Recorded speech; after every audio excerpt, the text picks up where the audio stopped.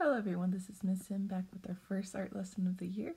Today we're going to be learning about Yves Klein as well as monochromatic and analogous colors. Last year we did learn about analogous colors, so we're just going to go further into depth with it. Yves Klein was born April 28th, 1928 in Nice, France. He died June 6th, 1962 in Paris, France. Monochromatic and analogous colors, they're a little bit confusing to know the differences between, but they're two very different types of colors.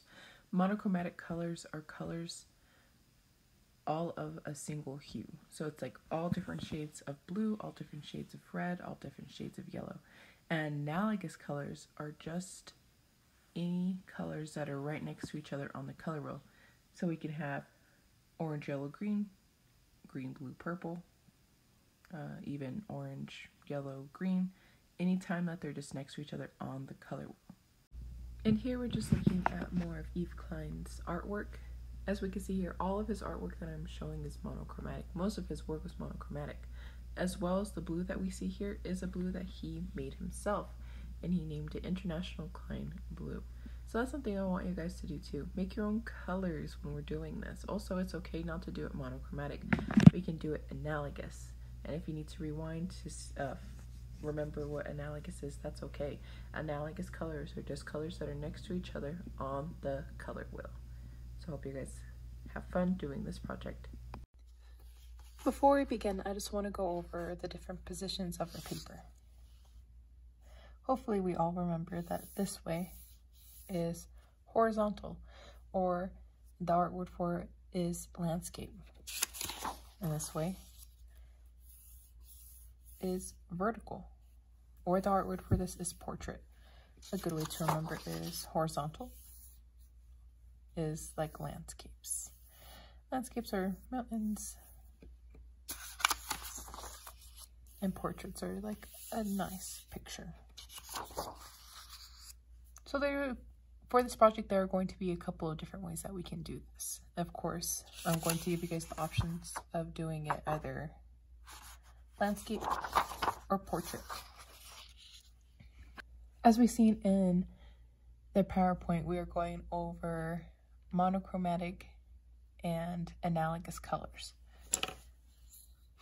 For mine, I'm going to be doing monochromatic. I'm going to be using various shades of greens. But if you do not have various shades of one color available, of course you can do a monochromatic. And that's what I'm going to be showing here. I've already done a green one of monochromatic, and of course you can either view it portrait or landscape. This one is monochromatic of blue, portrait, or landscape. This one is more of analogous colors of a purpley pink. And of course I'm going to be showing you guys two different ways that we can set these up. So for starters, we'll be needing a black crayon and of course the color of your choice. So you can choose any color that you have available. So if you want to choose yellow, blue, green, so on and so forth. For mine, I'm going to be doing green. So we have different ways that we can set this up. And like I said, you could do it vertical, horizontal. This one is if you want more of a triangle. And it's just really about making different shapes. They don't have to be even. It could be as many spaces as you want, but you have to realize the more spaces you make, the more you have to color in. I think that'll be good for me on this one. So if you want a more triangle, a triangle look to your artwork, just go in with straight lines in any way direction. You can make more triangles. And of course, you don't have to follow exactly what I'm doing. All of this is up to you. Or you can do a more circular pattern. And of course, it's just however you see fit. It's just random lines of however you would want to do it. And I think I think this one's good like that. I'll be right back. And of course you can choose either or to do. I think for this one, I'm going to be going with, I think I might be going with the rounder one that I made. And like I said, you can choose to put it landscape or portrait. These are all up to you.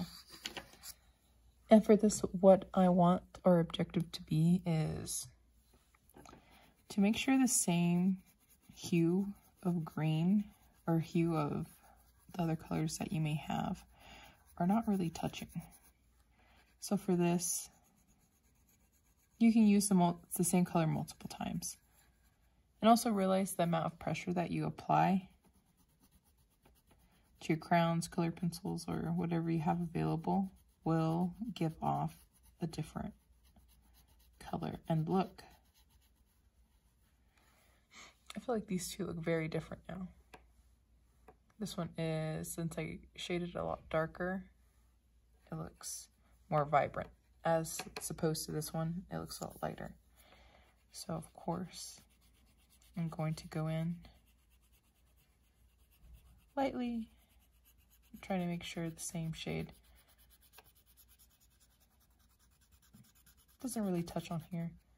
So what I like to do is I'll pick a place, use the same color, and then choose another place far away from it. And I'll be right back after I've colored about like 70% of this.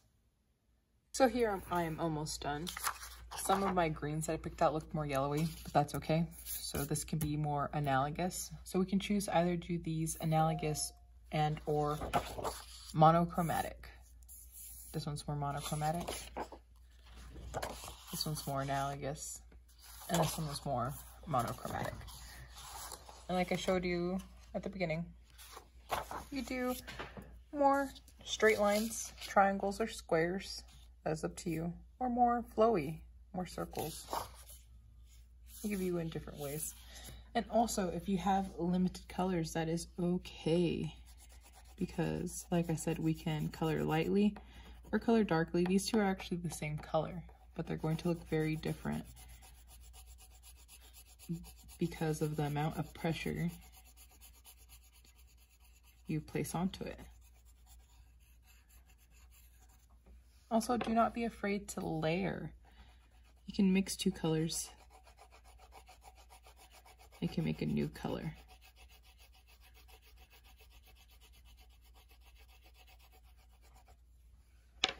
See?